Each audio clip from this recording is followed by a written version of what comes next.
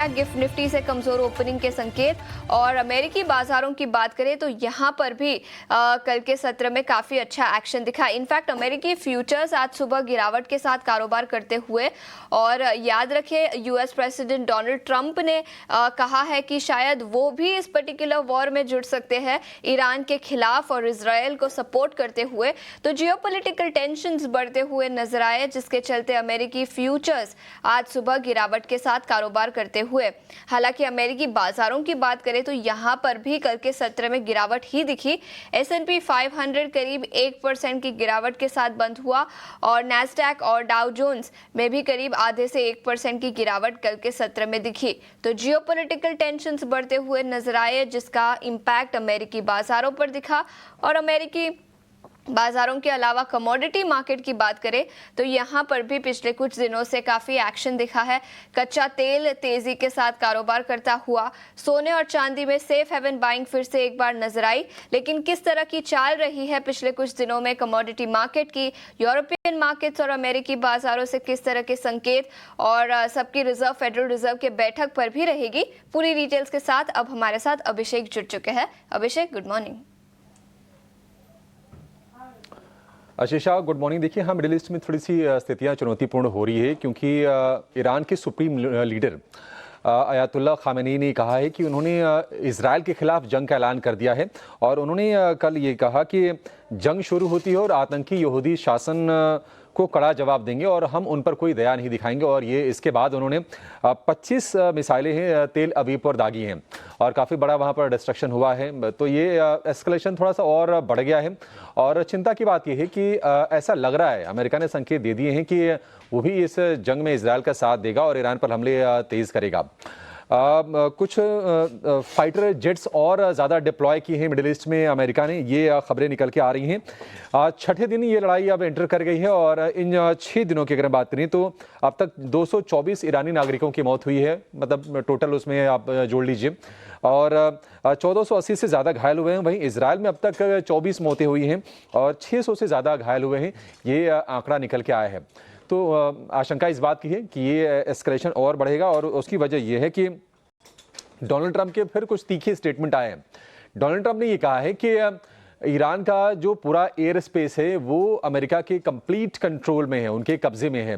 और उन्होंने ये भी कहा कि अली खामनेई कहाँ है उनको पता है, वो कहाँ पर छुपे हुए हैं। साथ ही ट्रंप ने उनको ये भी धमकी दी कि वो बिना शर्त सरेंडर कर दें। तो ये एस्केलेशन वहाँ पर बढ़ रहा है। ट्रंप ने कहा कि खामनेई हमारे लिए आसान लक्ष्य है और हमारा जो धैर्य है अब धीरे धीरे करके वो ख़त्म हो रहा है। दरअसल G7 की बैठक को बीच में छोड़कर ट्रंप वाशिंगटन लौटे थे, और कल उन्होंने अपने जो शीर्ष राष्ट्रीय सुरक्षा सलाहकार हैं उनके साथ उन्होंने बैठक की और आगे की रणनीति बनाई कि ईरान वाले मसले में करना क्या है। तो ये मामला थोड़ा सा और पेचीदा हो रहा है, थोड़ा गंभीर होता दिख रहा है, और इसके चलते हमने देखा कि कल अमेरिकी बाजारों में गिरावट का सत्र रहा। परसों जो तेजी बनी थी सारी की सारी तेजी रिवर्स हो गई, और कल डाउ जोन्स में 300 अंकों की गिरावट रही। नैस्डैक की बात करें तो 180 अंकों की कमजोरी वहां पर रही, और S&P 500 भी 50 अंकों की गिरावट के साथ बंद हुआ। आज फ्यूचर्स हम देख रहे हैं कि हल्की सी मामूली बढ़त के साथ कारोबार करते हुए आपको दिखेंगे। एक और चीज़ जिसने अमेरिकी बाजारों का मूड थोड़ा सा खराब करने का काम किया वो तो वहाँ पर रिटेल बिक्री के आंकड़े।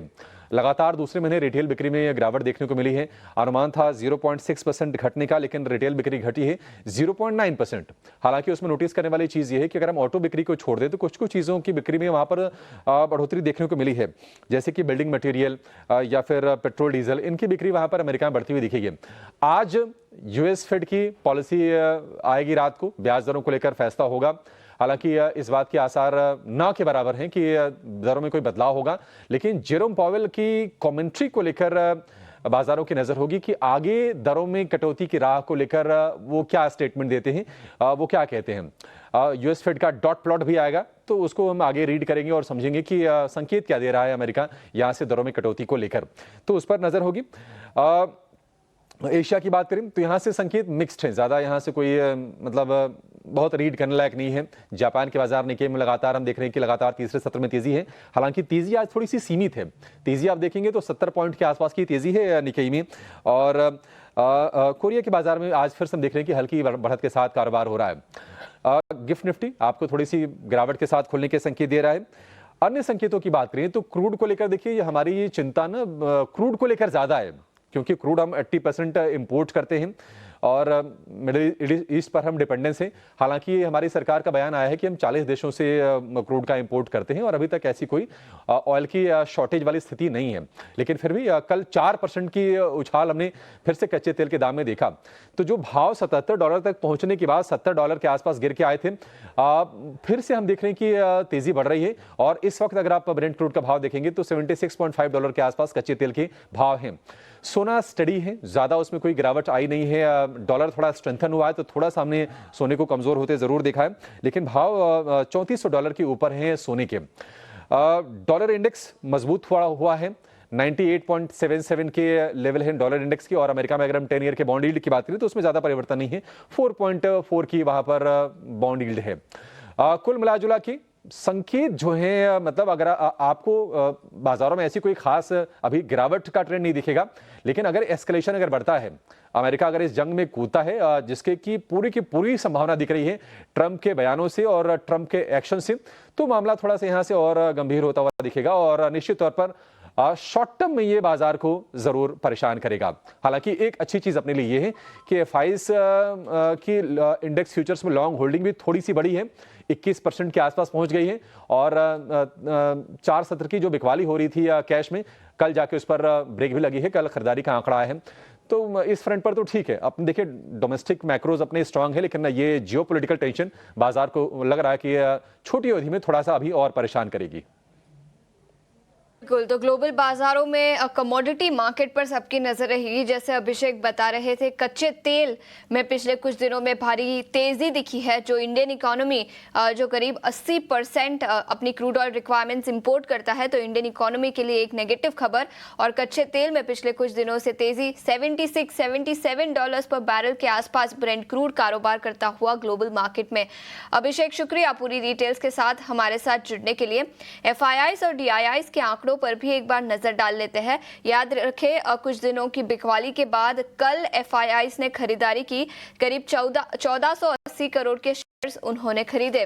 वहीं डीआईआईस की बात करें तो 21वें दिन लगातार कल के सत्र में खरीदारी दिखी, करीब 8200 करोड़ के शेयर्स डोमेस्टिक इंस्टीट्यूशनल इन्वेस्टर्स ने कैश मार्केट में खरीदे। इसके अलावा इंडेक्स फ्यूचर्स और इंडेक्स ऑप्शंस के आंकड़ों पर भी एक बार नजर डाल लेते हैं। इंडेक्स फ्यूचर्स में 390 करोड़ की खरीदारी दिखी, इंडेक्स ऑप्शंस में करीब 8100 करोड़ की खरीदारी, स्टॉक फ्यूचर्स में 1340 करोड़ की बिकवाली, वही स्टॉक ऑप्शंस में करीब 3250 करोड़ की बिकवाली खरीदारी कल के सत्र में दिखी थी। तो ये एफआईआईस और डीआईआईस के आंकड़े हमने आपके सामने रखे, लेकिन इसके अलावा कई सारे स्टॉक्स एफएनओ बैन में रहेंगे आज के सत्र में। 9 स्टॉक्स हैं, इन सभी स्टॉक्स पर एक बार नजर डाल लेते हैं। Aditya Birla fashion and retail, Birlasoft, CDSL, Chambal fertilisers, हुडको, IREDA, Manappuram finance, RBL bank, के स्टॉक्स आपके स्क्रीन पर आते हुए। चंबल फर्टिलाइजर, हुडको, इरेडा सभी स्टॉक्स आधे से 2.5% की गिरावट के साथ कल बंद हुए थे। इसके अलावा आरबीएल बैंक, टीटागढ़ रेल और मन्नपुरम फाइनेंस, तो ये भी कुछ और स्टॉक्स होंगे जो एफएनओ बैन में रहेंगे। तो 9 स्टॉक्स एफएनओ बैन में, इन सभी स्टॉक्स पर अपनी नजर रखें। लेकिन कल के सत्र में भारी गिरावट, निफ्टी करीब 100 अंकों की गिरावट के साथ बंद होता हुआ नजर आया था। बैंक निफ्टी में भी करीब 235 अंकों की गिरावट दिखी थी। आज 35 अंक की गिरावट के साथ गिफ्ट निफ्टी कारोबार करता हुआ। लेकिन ऐसे में किस तरह की रणनीति बनानी चाहिए, इंडेक्स लेवल पर कौन से लेवल्स पर आपको नजर रखनी चाहिए, ये बताने के लिए अब हमारे साथ इंडिपेंडेंट रिसर्च एनालिस्ट शरण लिलानी जुड़ चुके हैं। शरण, गुड मॉर्निंग और शुक्रिया समय निकालकर ईटी नाउ स्वदेश पर जुड़ने के लिए। सबसे पहले इंडेक्स लेवल पर ही अपनी राय बताएं, ट्रेडिंग के लिहाज से ट्रेडर्स को किस तरह की रणनीति बनानी चाहिए? Good morning Ashisha. तो आप क्लियरली निफ्टी और बैंक निफ्टी दोनों में सेलिंग देखी गई थी कल के डेट में। जियोपॉलिटिकल टेंशंस काफी है, तो मुझे आज भी लग रहा है आप थोड़ी सी बिकवाली देख सकते हैं। मगर ओवरली अगर आप लॉन्ग टर्म व्यू जिसका भी है, तो अभी भी निफ्टी और बैंक निफ्टी दोनों में बाय ऑन डिप्स की स्ट्रैटेजी रहेगी। अभी आपको आगे चल के आगे वाले हफ्ते में मार्केट एक कंसोलिडेशन फेज में जाता हुआ दिखाई देगा। तो आप निफ्टी में एक 24,500 के सपोर्ट से आप डेफिनेटली एक बाय ऑन डिप की स्ट्रैटेजी बना सकते हैं। बैंक निफ्टी में भी सिमिलर स्ट्रैटेजी है। 55,000 का एक बहुत स्ट्रॉन्ग सपोर्ट है, तो आप 55,000 के सपोर्ट से एक बाय ऑन डिप की स्ट्रैटेजी बना सकते हैं। जिन्होंने अपने लास्ट रैली में नहीं ले पाए या स्टॉक अक्यूमुलेट नहीं कर पाए, तो अभी एक बेस्ट टाइम है, करेक्शन ज्यादा best time to accumulate stocks. तो डेफिनेटली बाय ऑन डिप्स की स्ट्रैटेजी बना के आप मार्केट में एंटर कीजिए। ठीक है, तो बाय ऑन डिप्स की रणनीति इंडेक्स लेवल पर, लेकिन शरण इसके अलावा स्टॉक स्पेसिफिक आइडियाज कौन से होंगे? तो जैसे निफ्टी आईटी एक काफी स्ट्रॉन्ग सेक्टर लग रहा है। कल के तारीख में अच्छा ब्रेकआउट दिया है, पिछले दिनों में काफी अच्छे आप मूव दिए हैं। उनके सारे सेक्टर के स्टॉक्स वन बाय वन करके मूव कर रहे हैं। तो मेरा पहला स्टॉक रहेगा इन्फोसिस, आप बाय कीजिए 1639, टारगेट रहेगा 1680, 1720, स्टॉप लॉस रहेगा 1600 डेली क्लोजिंग बेसिस। और दूसरा रहेगा अगेन निफ्टी रियल्टी से गोदरेज प्रॉपर्टी, आप बाय कीजिए 2450, टारगेट रहेगा 2550, 2650, स्टॉप लॉस रहेगा 2350। जैसे आशीष, अगर मार्केट थोड़ा नीचे खुले तो आपको एक बेटर प्राइस मिलेगी, बस स्ट्रैटेजी वही रहेगी बाय ऑन डिप्स की। पोजीशन बनाइए, अच्छे सेक्टर्स में एंटर कीजिए और आगे चल के बहुत अच्छा मूवमेंट मिलेगा। बाय ऑन डिप्स की रणनीति और इसके अलावा गोदरेज प्रॉपर्टीज पर खरीदारी की राय 2350 के स्टॉप लॉस के साथ 2550 से 2650 तक के लेवल्स नजर आ सकते हैं। और इसके अलावा आईटी सेक्टर से इन्फोसिस पर भी खरीदारी की राय शरण ने दी है। 1600 के स्टॉप लॉस के साथ 1680 से 1720 तक के लेवल्स नजर आ सकते हैं। लेकिन शरण, इसके अलावा फार्मा सेक्टर पर भी आपकी राय लेना चाहूंगी। निफ्टी फार्मा इंडेक्स कल करीब 2% की गिरावट के साथ बंद हुआ था। लॉरस लैब्स, ग्रैन्यूल्स, लुपिन जैसे सभी स्टॉक्स में भारी गिरावट दिखी। इस इंडेक्स से कोई स्टॉक स्पेसिफिक आइडिया बनेगा आपका? तो आशीषा, अभी इसमें ओवरहैंग रहेगा टैरिफ्स का, तो डेफिनेटली अगर शॉर्ट टर्म में आप अवॉइड कर सकते हैं, अवॉइड करिए। जब भी कोई भी सेक्टर में अनसर्टेनिटी या ओवरहैंग रहता है तो उसके स्टॉक्स मोस्टली कंसोलिडेशन या डाउनवर्ड ट्रेंड में ही दिखाई देते हैं। तो मैं ये सेक्टर थोड़े समय के लिए अवॉइड करूंगा।